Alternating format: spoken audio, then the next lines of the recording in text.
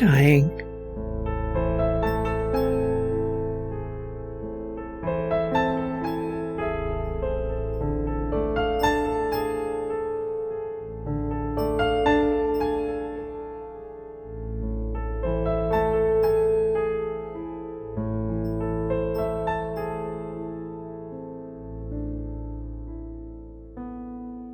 We have 2 playlists with videos about the spiritual experience we call death. There is one playlist about NDEs, a near-death experience is as it sounds. The person does not actually die, but comes close to dying and is revived or recovers. But this playlist is about dying, and dying means just as it sounds. The person is dying and dies. So this video describes what happens and points you to the guest videos in the playlist that give more detail. They may surprise you. Those who fear death or dislike even talking about death have no need to be frightened or run away from the subject. More often, the ones who suffer are the ones left behind, not the ones who die. We even have examples of visitations by the spirits of the dead, who return to round off their life by giving those they loved their last goodbye.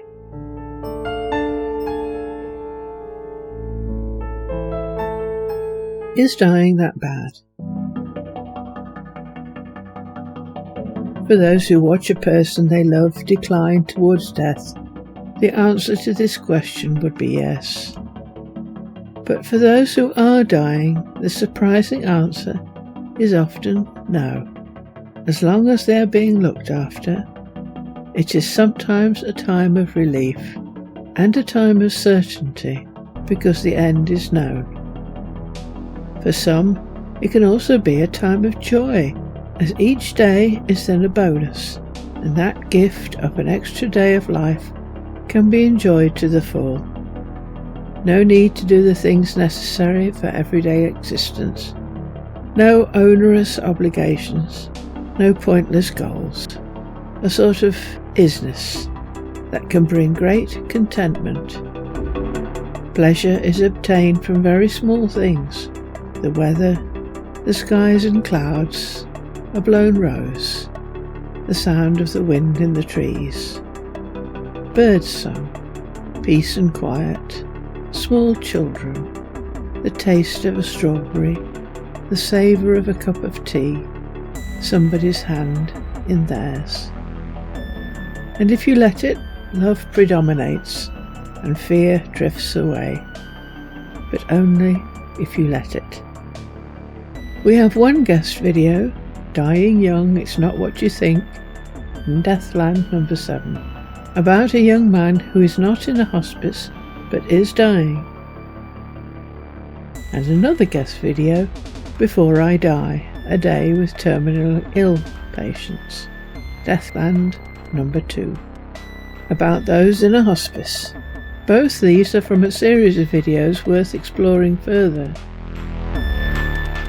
The final guest video is about what people say when they are dying, regrets, premonitions, last wishes.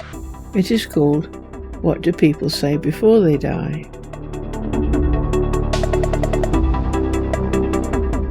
The transition. Ghostly visitors, spirit helpers, and loved ones. Those dying are referred to by all those who have witnessed the process as in transition. It is as if they are existing in 2 places at once. The one we think of as the physical world, and the realm to which they are going. Thus the word transition is technically more correct, as they are moving from having an old body to a realm without a body as we know it. Death thus has no real meaning. It is a metamorphosis from a symbolic caterpillar to a symbolic butterfly. See our video. And to help with the transition, many experience visions, glimpses of the realm to which they are going, and visits from spirit helpers sent to make the transition easier. Our next 2 guest videos provide an introduction to this. Hospice caregivers claim patients experience visions of loved ones before death. Deathbed visions, end-of-life stories, viewers' comments. The next guest video is a TED Talk by Dr. Christopher Kerr, who first declares he has an aversion to things spiritual, and then goes on to talk about his hospice work and all the spiritual experiences. He calls them dreams, but some are visions he has recorded. See Dead People, Dreams and Visions of the Dying, Dr. Christopher Kerr. The final video is by Dr. Keith Parsons. It was part of a documentary on deathbed visions and other end-of-life stories, and it describes a little girl's visions as she is dying. Daisy Dryden's Deathbed Visions. What should be clear from all this documented evidence is that the visions, dreams, or even hallucinations all provide comfort. They provide release from past trauma, assurance that death will not be a solitary experience, that the already dead or a loved religious figure are there to help with the transition. And the images provided are themselves comforting. A grandpa or grandma, deceased wife or husband, will not look as they did on death, they will look as they did when they were at their most lovable. Dr. Carlis Osis and Dr. Elenda Haraldsson, at the hour of death. In our data of terminal patients, 83% of the human figures were relatives, and nearly all of those, 90%, whose relationship to the patient was identified, were close ones: mother, father, spouse, siblings, offspring. The meetings, the visions, the dreams are not drug-induced. The people behave as if the visitor was there. Dr. Carlis Osis and Dr. Elenda Haraldsson, at the hour of death.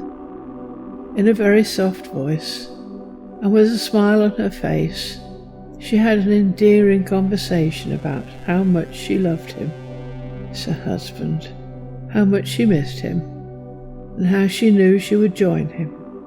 She said, "It won't be long now before I'll be with you," reaching out, as if she felt his hand. "You look well, and well cared for." Who you see is not dependent on your belief system. Even atheists get visions.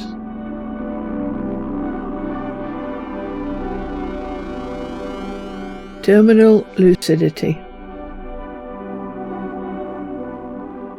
The term terminal lucidity was coined by German biologist Michael Nahm. Perhaps the most famous example of it is that of Ronald Reagan, and our own video, The Last Dying Moments of President Ronald Reagan, describe what happened.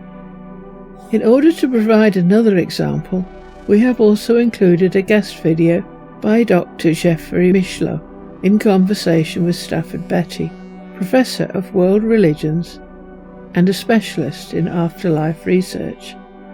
Jeffrey's examples of terminal lucidity with Stafford Betty. Cases of terminal lucidity have been recorded for millennia, from accounts by classical scholars such as Hippocrates, Cicero and Plutarch, to 19th century medical luminaries like Benjamin Rush. Nahm defines terminal lucidity as the re-emergence of normal or unusually enhanced mental abilities in dull, unconscious or mentally ill patients shortly before death, including considerable elevation of mood and spiritual affectation, or the ability to speak in a previously unusual, spiritualized and elated manner. By this he means those with dementia or Alzheimer's or those in a coma, and even those with other forms of damage to the brain, such as Parkinson's. In an article in the Journal of Nervous and Mental Disease, co-authored with the psychiatrist Bruce Grayson of the University of Virginia, Nahm found that 84% of the cases of lucidity occurred within a week of death, and 43% occurred on the final day of life. In some patients with chronic mental illness, their psychiatric symptoms became less pronounced or disappeared altogether. Thus the lucid periods emerge gradually, like clouds parting. In 3 Russian case studies from the 1970s, all schizophrenic patients became lucid. One man who'd been completely catatonic for nearly 2 decades became almost normal before he finally passed away. Full mental clarity can also appear quite abruptly and unexpectedly, just hours or days before death. We have an extraordinary guest video, Terminal Lucidity, the case of Anna Katharina Ehmer, when the spirit takes over. In summary, overall terminal lucidity provides evidence that the brain is simply a reducing mechanism for perceptions. But at the final moment of death, as control is passed to the immortal soul, the higher spirit, the immortal soul takes over. And we temporarily become a god, our immortal soul. And that, as a Scientific American author states, the transcendental subject loosens itself from the physical substrate of the brain as death approaches and is able to enter usually hidden realms. Or if you prefer, the immortal soul flies off to heaven.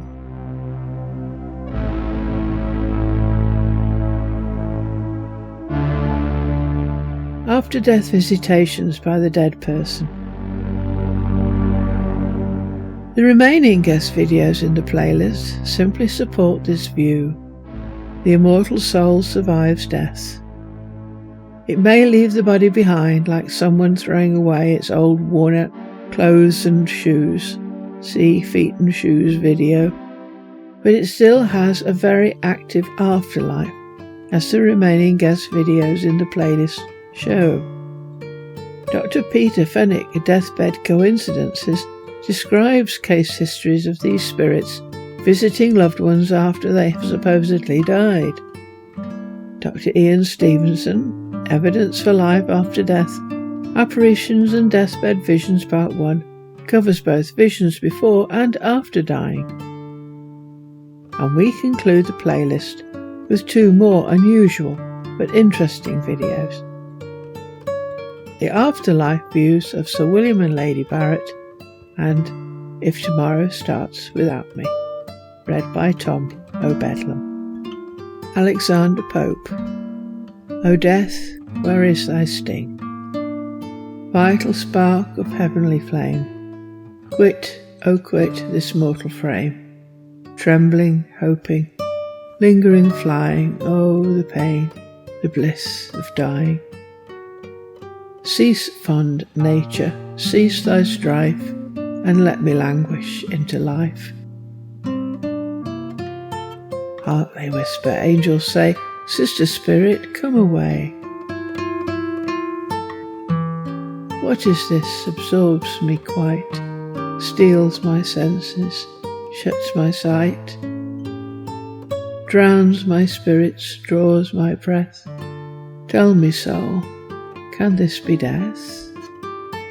The world recedes, it disappears, heaven opens on my ears with sounds seraphic ring.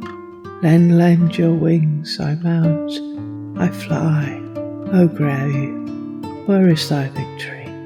O death, where is thy sting?